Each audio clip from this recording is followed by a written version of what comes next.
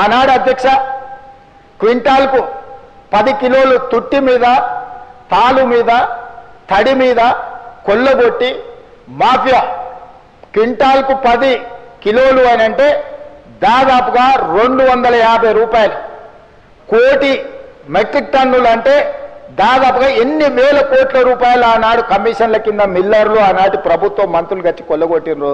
మీరు చూడండి అధ్యక్ష, లెక్క వేయండి. కానీ మేము వచ్చిన తర్వాత 1 కిలో కూడా తుట్టి తాలు తవుడు పేరు మీద తీయనీయలేదు అధ్యక్ష. తోలు తీస్తామని చెప్పినాం అధ్యక్ష. మిల్లర్లు ఎవరైనా తాలు పేరు మీదనో తడి పేరు మీదనో తుట్టి పేరు మీదనో 1 కిలో తీస్తే కూడా మీ తోలు తీస్తామని చెప్పి విజిలెన్స్ అండ్ ఎన్ఫోర్స్మెంట్ పోలీస్ సిబ్బందిని అప్రమత్తం చేసి నిరంతరం మా మంత్రి గారి పర్యవేక్షణ చేసుకుంటూ రైతుకు 1 కిలో కూడా తగ్గకుండా రైతు పండించిన పంట గిట్టుబాటు ధర ఇచ్చి కొనుగోలు చేసిన చరిత్ర, రైతులను ఆదుకున్న చరిత్ర మాదే అధ్యక్ష. ఇదే కాదు అధ్యక్ష, రైతుల సమస్యలు పరిష్కరించడానికి శాశ్వతమైన ఒక వ్యవస్థ ఉండాలి అని గతంలో రైతుల సమస్యల్ని పట్టించుకున్న వాళ్ళే లేకపోవడం వల్ల రైతు కమిషన్ ఏర్పాటు చేసి వ్యవసాయం పట్ల చిత్తశుద్ధి నమ్మకం ఉన్న కోదండ రెడ్డి గారిని మొట్టమొదటిసారి తెలంగాణ రాష్ట్రంలో విధానపరమైన నిర్ణయం తీసుకొని రైతు కమిషన్ వేసి దానికి వ్యవసాయము రైతుల పట్ల సానుభూతి, రైతులను ఆదుకోవాలన్న ఆలోచన ఉన్న వాళ్ళను ఈరోజు కమిషన్ చైర్మన్గా మెంబర్స్కి వేసి ఈరోజు రైతుల సమస్యలను స్టడీ చేసి ప్రభుత్వం నిరంతరం ఒక ప్రక్రియ కింద మేము తీసుకొని ముందుకెళ్తున్నాం అధ్యక్ష. ఇట్లా రైతులను పండించిన పంట, రైతులకు నీళ్లు, రైతులకు 24 గంటలు ఉచిత కరెంటు ఇవ్వాలని, చివరి ఆయకట్టు వరకు నీళ్లు ఇవ్వాలని అన్ని రకాల కార్యక్రమాలను కార్యాచరణను తీసుకొని ఇటు గల్లీ నుంచి ఢిల్లీ వరకు ఈ రైతులకు రావాల్సిన నీళ్ల మీద కొట్లాడుకుంటూ ఈరోజు ముందుకు వెళ్తున్నాం అధ్యక్ష. ఇంతకుముందే పెద్దలు ఉత్తమ్ కుమార్ రెడ్డి గారు సమాధానం చెప్పినారు. ఇక్కడ నేను ప్రస్తావించదలుచుకున్న నీటి గురించి. ఉమ్మడి రాష్ట్రంలో 811 టీఎంసీల ఉమ్మడి రాష్ట్రానికి కేటాయింపులుంటే ఘనత వహించిన అనుభవం కలిగిన పోరాటాలు చేసిన గొప్పగా చెప్పుకునే ఆనాటి ముఖ్యమంత్రి చంద్రశేఖరరావు గారు, సాగునీటి పారుదల శాఖ మంత్రి హరీష్ రావు గారు ఢిల్లీకి వెళ్ళి ఉమాభారతి గారి సమక్షంలో వాళ్ళు నిత్యం తిట్టిపోసుకునే చంద్రబాబు నాయుడు ముందల మొకరిల్లి 512 టీఎంసీలు ఆంధ్రప్రదేశ్ను వాడుకోండి, 299 టీఎంసీలు మాకు తెలంగాణకు చాలు అని సంతకం పెట్టి శాశ్వతంగా తెలంగాణ రైతాంగానికి మరణ శాసనము రాసింది వాళ్ళు కాదా? 2021లో ప్రతి సంవత్సరం వచ్చి రెన్యువల్ చేసుకునేందుకు మాకు ఓపిక లేదు, తీరిక లేదు, ఫామ్ హౌస్ల నుంచి మేము రాలేము. పర్మనెంట్గా ఈ ఒప్పందాన్ని ఒప్పుకుంటున్నాను 2021-22లో శాశ్వత మరణ శాసనం రాసింది చంద్రశేఖరరావు గారు, హరీష్ రావు గారు కాదా అని నేను అడుగుతున్నా అధ్యక్ష. ఇవాళ మేము వచ్చిన తర్వాత వీటిని పరిశీలించి పరివాహక ప్రాంతాన్ని లెక్క పెడితే 68% తెలంగాణకు రావాలి, 32% ఆంధ్రప్రదేశ్కు పోవాలి, మాకు 70% నీళ్లను కేటాయించండి అని గతంలో చేసిన ఒప్పందాలను అన్నిటినీ తిరగ రాయాల్సిందే అని పదే ఢిల్లీకి వెళ్ళి ప్రధానమంత్రిని మొదలుపెట్టే జలశక్తి మినిస్టర్ వరకు గతంలో ఉన్న మంత్రిని, ఇప్పుడున్న మంత్రిని పదే ఉత్తమ్ కుమార్ రెడ్డి గారు, నేను ఉన్నతాధికారులు వెళ్ళి కలిసి కృష్ణా పరివాహక ప్రాంతం 70% మాదుంది, 30% ఆంధ్రప్రదేశ్ ఉంది, నీళ్లు మాత్రం 66% ఆంధ్రప్రదేశ్ తీసుకుంటుంది, 34% మాకిస్తుంది. చంద్రశేఖరరావు గారు మా రైతాంగం పట్ల మరణ శాసనం రాసిండ్రు, దీన్ని తిరగ రాయండి, తిరగ తోడండి అని కొట్లాడి దాన్ని కేఆర్ఎంబీ నుంచే కాదు సుప్రీంకోర్టు వరకు కొట్లాడింది మేము కాదా అధ్యక్ష? మేం కష్టపడి కొట్లాడి నిరంతరం చేస్తుంటే మీ తప్పిదాలు ఎక్కడ బయట పడతావో అని చెప్పి ముందుకు ముందే ఎగబడి అబద్ధాలు చెప్పి ఎదురుదాడి చేసి ఎంతకాలం బతుకుతారు అధ్యక్ష? ఇవాళ నేను గుర్తు చేయదలుచుకున్న అధ్యక్ష, ఆనాడు తమరు కూడా శాసనసభ్యులు 2004లో డాక్టర్ వైఎస్ రాజశేఖర రెడ్డి గారు ముఖ్యమంత్రిగా ఉన్నప్పుడు కడప ఇన్ఛార్జ్ మినిస్టర్ ఎవరు అధ్యక్ష? కీర్తిశేషులు నాయన్ నరసింహారెడ్డి గారు కాదా? హరీష్ రావు గారు ఎమ్మెల్యే కాకున్నా మంత్రిగా రాజశేఖర రెడ్డి గారు మంత్రివర్గంలో చేరిన మాట వాస్తవం కాదా? రాజశేఖర రెడ్డి గారి ఆశీర్వాదంతో కేంద్రంలో మంత్రి అయింది చంద్రశేఖరరావు కాదా అధ్యక్ష?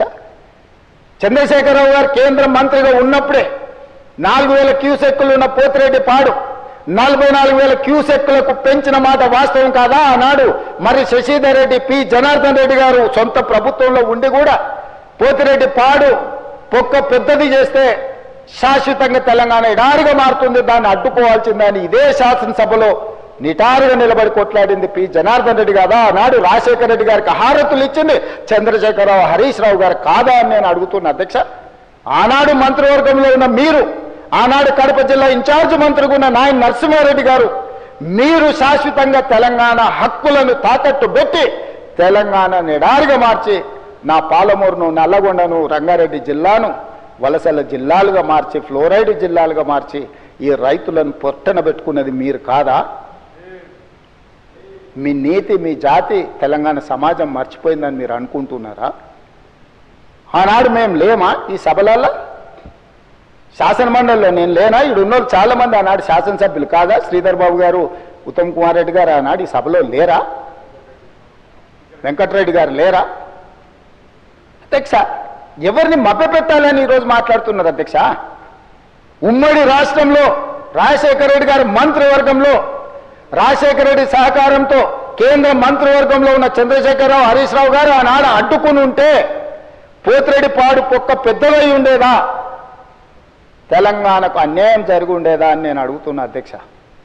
అది పక్కన పెట్టండి అధ్యక్ష. కాంగ్రెస్ పార్టీ శ్రీమతి సోనియా గాంధీ గారు ఆనాడు ఆల్ పార్టీ కమిటీలో ఉత్తమ్ కుమార్ రెడ్డి గారు తెలంగాణ తరఫున రిప్రజెంట్ చేసిండ్రు.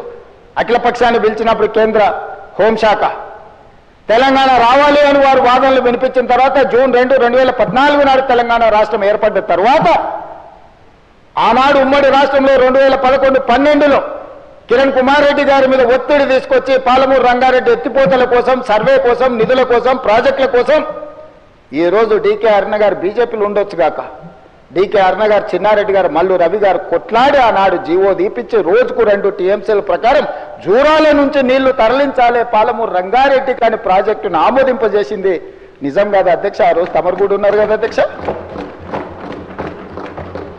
తెలంగాణ రాష్ట్రం ఏర్పడ్డ తర్వాత పాలమూరు రంగారెడ్డి ఎత్తిపోతల పథకాన్ని జూరాల నుంచి నీళ్లు తీసుకునే విధానం మీద పెద్దలు చిన్నారెడ్డి గారు ఇదే సభలో మాట్లాడితే చిన్నారెడ్డి గారిని ఏ రకంగా దూషించిండో ఈ సభనే సజీవ సాక్షి. చంద్రశేఖరరావు గారు ఇక్కడనే నిలబడి చిన్నారెడ్డిని అవమానించిన మాట వాస్తవం కాదా?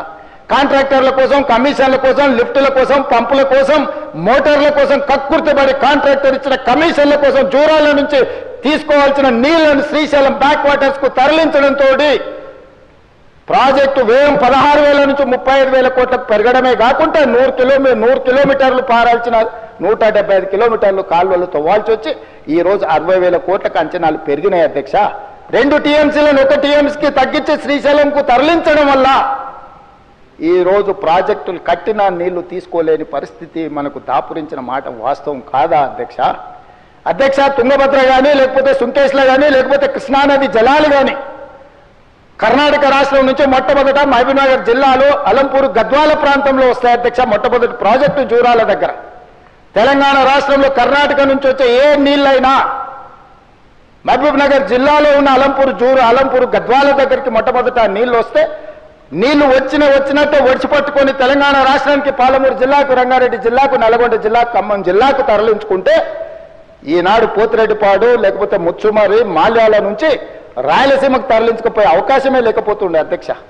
మహబూబ్నగర్ జిల్లాలో కర్ణాటక నుంచి ఎంటర్ అయిన నీళ్లు ఈ రోజు తిరిగి మళ్ళీ రాయలసీమ పోయి మళ్ళీ వెనక్కొచ్చి మళ్ళీ శ్రీశైలంకి వచ్చినప్పుడు ఒకవైపు రాయలసీమ, ఇంకొక వైపు మహబూబ్నగర్ ఉంటే మొత్తం కల్వకుర్తి లేకపోతే పాలమూరు రంగారెడ్డి అన్ని ప్రాజెక్టులు కలిపితే కూడా రోజుకు 2 టీఎంసీలు తీసుకునే కెపాసిటీ మన ప్రాజెక్టులలో లేదు.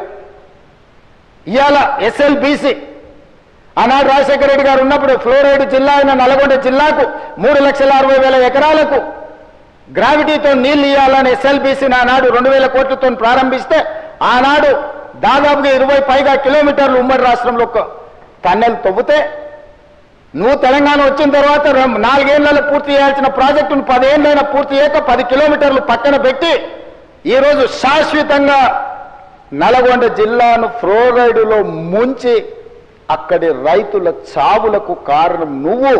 ఆ ప్రాజెక్టు పూర్తి చేస్తే ఎవ్రీ డే 4,000 క్యూసెక్కులు నీళ్లు తీసుకపోతే గ్రావిటీతోనే రూపాయి ఖర్చు కూడా లిఫ్టుల మీద పెట్టాల్సిన అవసరం లేకుండా ప్రాజెక్టు కంప్లీట్ అయి ఉండేది అధ్యక్ష.